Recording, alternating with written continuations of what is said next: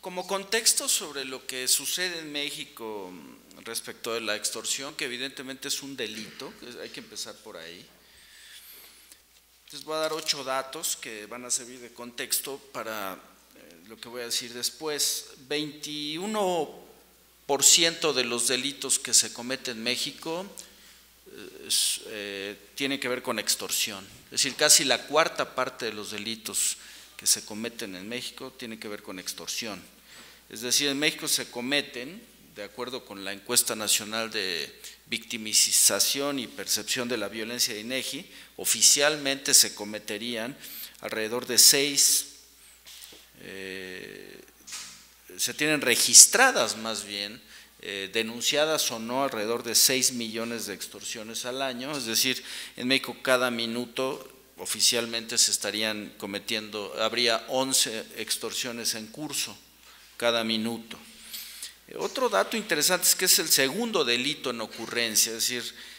después del robo o asalto en la calle o en el transporte, es decir, del asalto con violencia, el segundo delito es la extorsión. Eso es un dato muy interesante porque apenas hace 2 años o 3 que yo estaba haciendo la investigación para el libro de extorsión,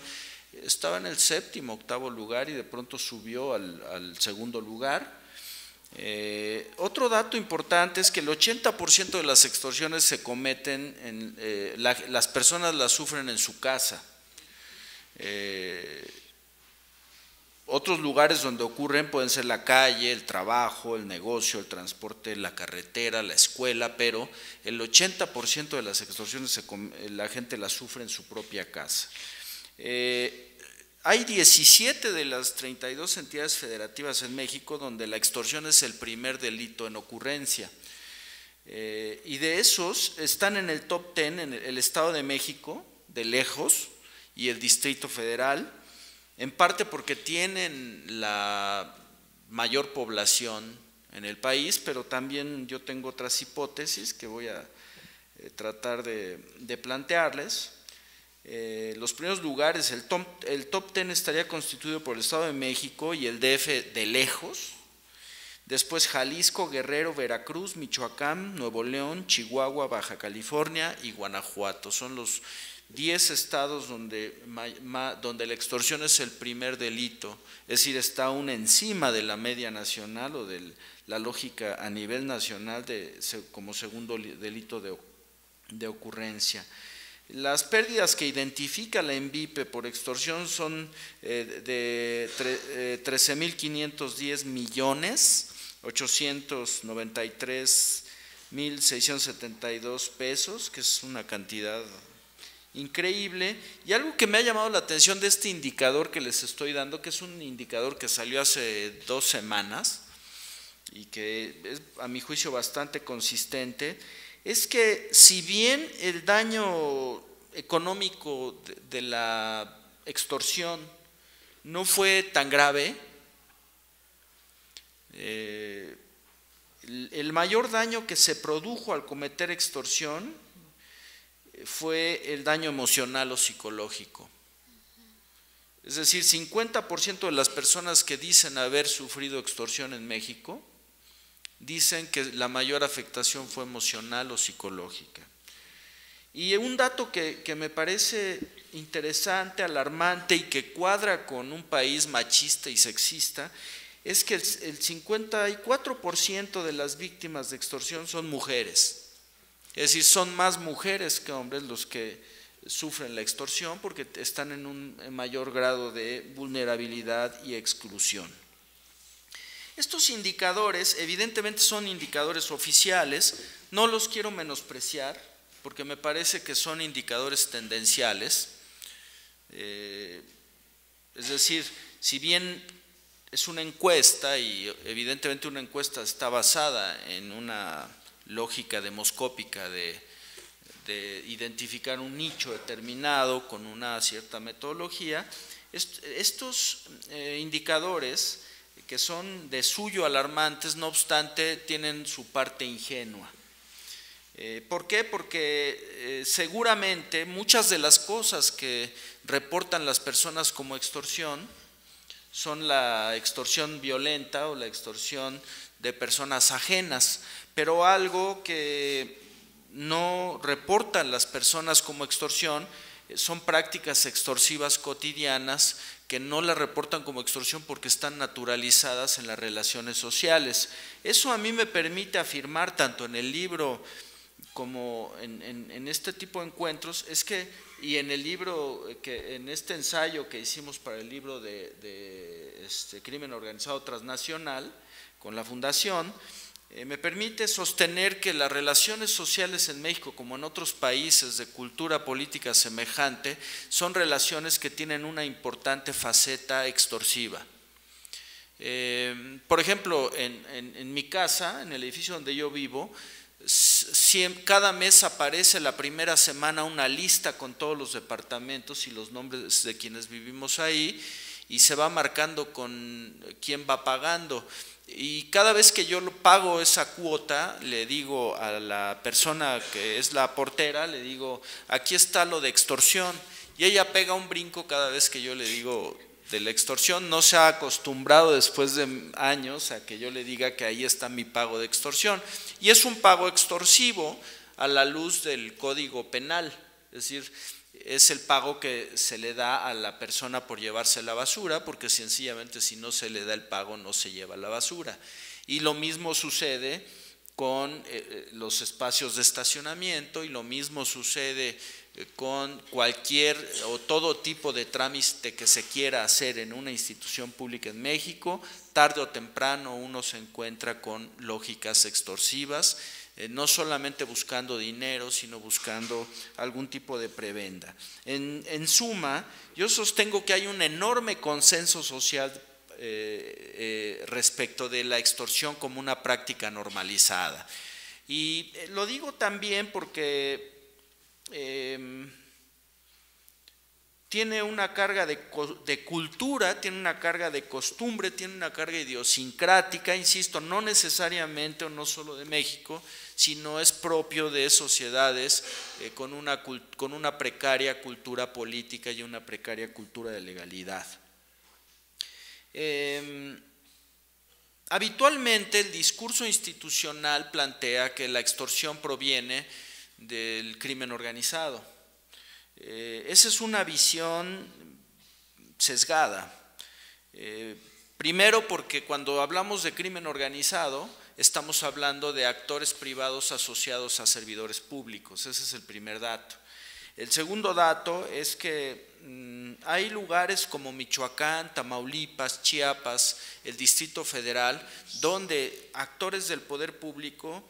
se riñen los mercados extorsivos con el crimen organizado o con el crimen común. Es decir, por ejemplo, a mí me ha tocado estar en Chiapas cuando estoy haciendo trabajo de sombra con niños prostituidos, explotados sexualmente, extorsionados, niños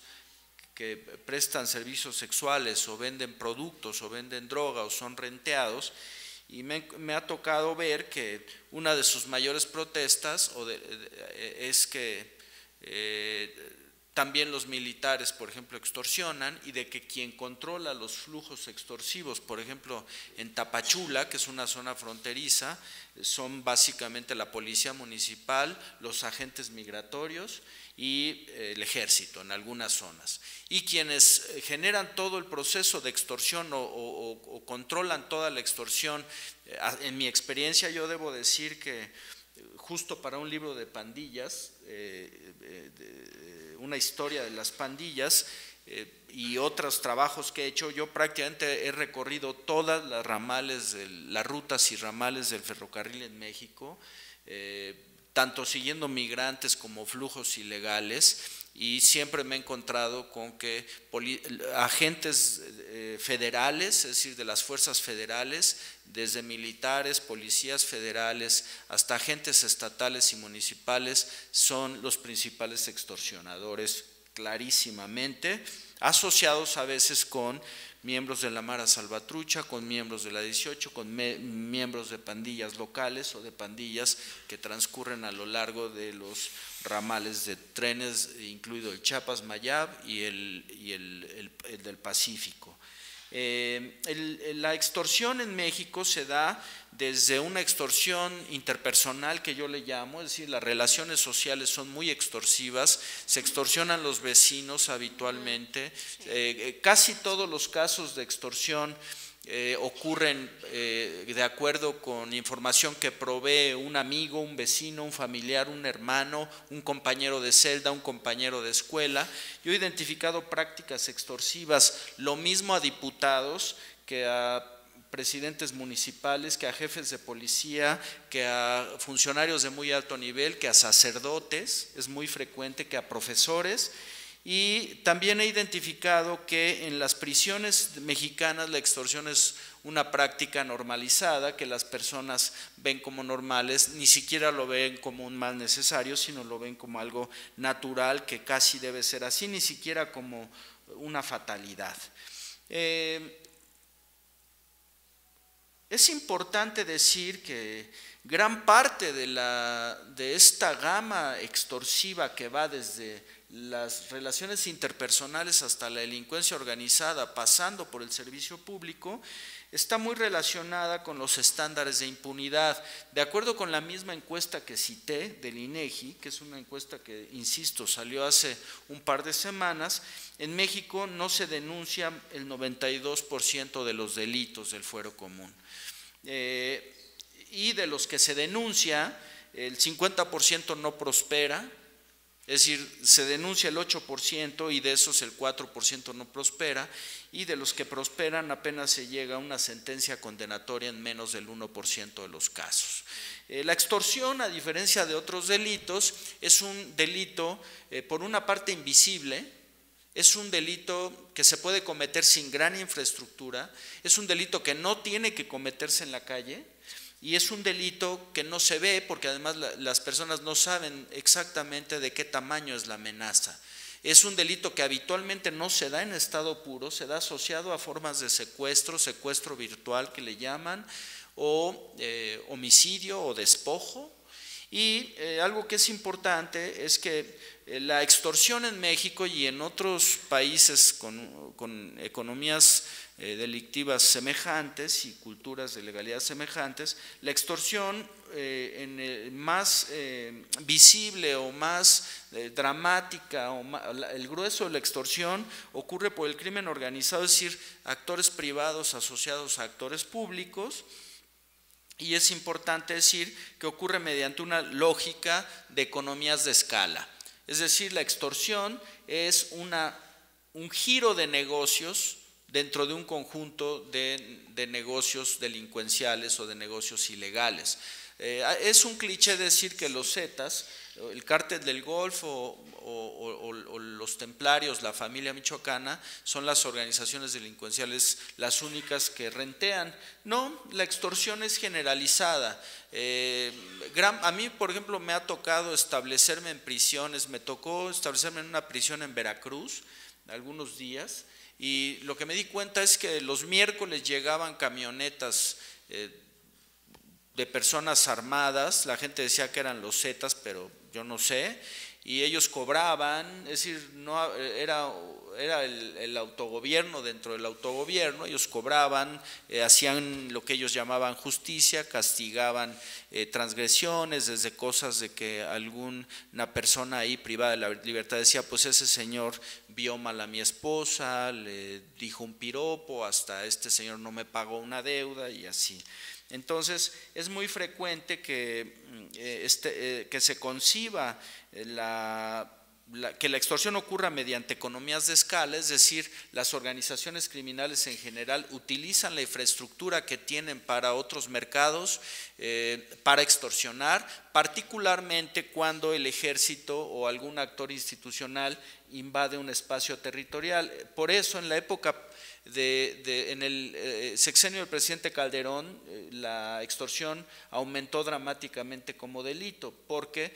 llegaba el ejército a Ciudad Juárez, entonces mientras se reacomodaba la correlación de poder para el tráfico de drogas o para el tráfico de armas o de autos o de personas, mientras tanto se trasladaba la misma infraestructura al secuestro y a la extorsión, porque ustedes han de saber que esas economías de escala necesitan, es decir, la base, la infraestructura, el capital humano de las organizaciones delincuenciales, pues es cara también, es una empresa. Entonces la extorsión es, por un lado, un giro que le da flujo de capital, flujo de efectivo a las organizaciones, y además las hace invisibles porque la gente suele no denunciar la extorsión.